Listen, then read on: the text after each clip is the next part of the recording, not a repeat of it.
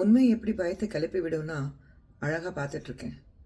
திராவிட முன்னேற்ற கழகத்திலேருந்து நான் அத்தனை பேர், மந்திரியிலேருந்து மினிஸ்டர்ஸ்லேருந்து பேச்சாளர்கள்லேருந்து கடைசி இருக்கிற தொண்டர்கள் வரைக்கும் எல்லாரும் இன்னைக்கு என்னை பற்றி பேசிகிட்டு இருக்காங்க, வீடியோ வெளியிட்டிருக்காங்க. பழைய ட்வீட் ஏதோ பேசினது, ஏதோ ஒன்று சொன்னது, அதெல்லாம் எடுத்து போட்டுட்ருக்காங்க. நான் எதுவுமே டிலீட் பண்ணாமல் இருக்கேன். எல்லாமே என்னுடைய சோஷியல் பிளாட்ஃபார்மில் இருக்கேன். நான் பேசும்போது ஒரு ஐடி விங்கோ இல்லை ஒரு வார் ரூம் வச்சுட்டு நான் பேசுகிறதில்ல. நேருக்கு நேர் பேசக்கூடிய தைரியம் எனக்கு இருக்குது. அதுதான் இப்போ பண்ணுறேன்.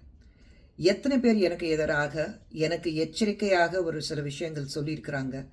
இன்க்ளூடிங் திராவிட முன்னேற்ற கழகத்தில் நான் ரொம்ப மரியாதை வச்சிருக்கிற ஒரு மினிஸ்டர் மேற்கொண்டு நான் ஒரே விஷயம் சொல்ல விரும்புகிறேன். ஏன் அவ்வளோ பயந்து உட்காந்துட்ருக்கீங்க? குஷ்பு பேசினா அவ்வளோ பயமா? ஏன்னா குஷ்பு உண்மை பேசுவா, தைரியமாக பேசுவா.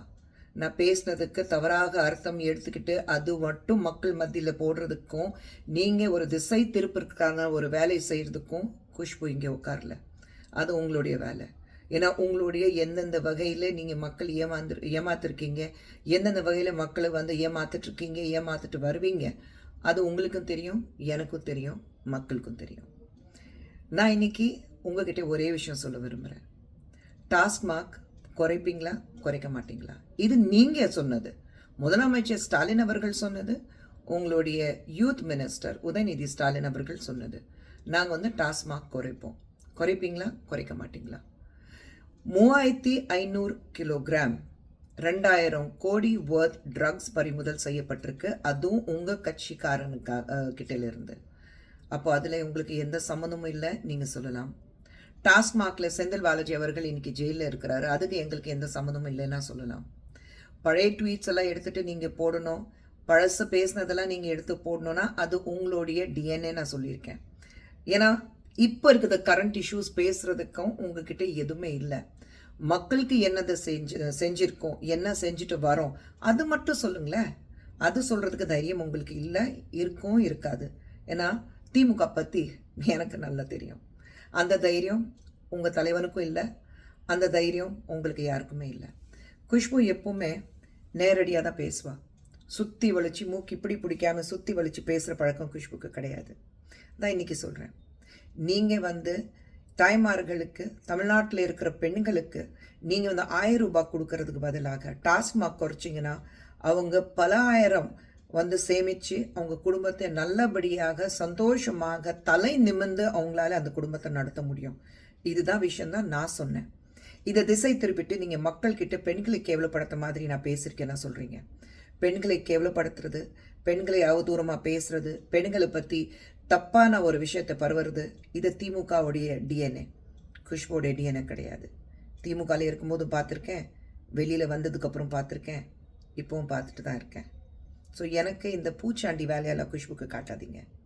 நான் தவறு பண்ணால் சின்ன குழந்தை இருந்தாலும் கீழே விழுந்து மன்னிப்பு கேட்பேன். நான் தவிர நான் வந்து பயந்துட்டு ஓடிட மாட்டேன். அண்ட் மறுபடியும் சொல்கிறேன், அரசியல் நாகரிகம், மேடை நாகரிகம், தைரியமாக பேசக்கூடிய விஷயங்கள் முன்னு வச்சு தைரியமாக பேசணும். இது எல்லாமே எனக்கு சொல்லி கொடுத்தது என்னுடைய ஆசான் டாக்டர் கலைஞர். அது நீங்கள் எல்லாரும் மறந்துட்டீங்க.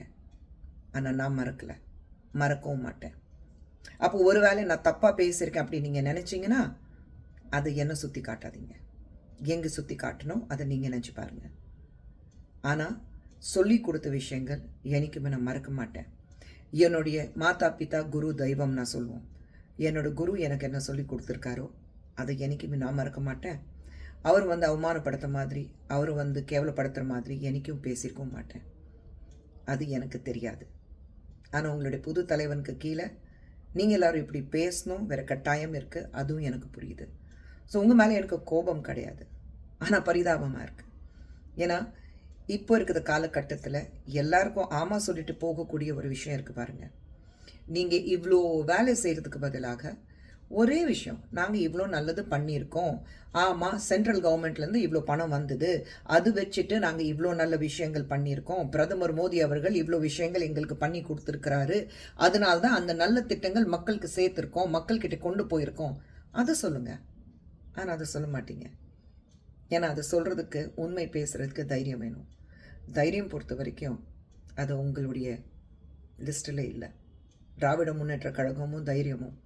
ஆமாம், கல் தூக்கி வீசுவீங்க, புடவை பிடிச்சி இழுப்பீங்க, பெண்களை வந்து கேவலமாக பேசுவீங்க, அவங்கள வந்து கீழ்த்தனமாக நடந்துக்குவீங்க, அது எல்லாமே பண்ணுவீங்க. ஆனால் பெண்கள் ஒரு சமுதாயத்தில் ஒரு அந்தஸ்துக்கு கொண்டு போய் அங்கே அழகு பார்க்கணுன்னுங்கிறது ஒரு எண்ணம் டிஎம்கேக்கு சுத்தமாக கிடையாது. ஸோ நீங்கள் ரிலாக்ஸ்டாக இருங்க. நான் என்ன செய்யணும் நான் செஞ்சிட்ருக்கேன். என் மக்களுக்கு தெரியும் நான் எந்த அளவுக்கு மக்கள் மத்தியில் பெண்களுக்காக நான் போராடிட்டுருக்கேன், பெண்களுக்காக நான் பேசிகிட்ருக்கேன், தைரியமாக அவங்கள பக்கத்தில் நின்றுட்டு அவங்களுக்கு ஒரு சப்போர்ட் சிஸ்டமாக இருக்கேன்னா என் ஃபாலோவர்ஸ்க்கு தெரியும்.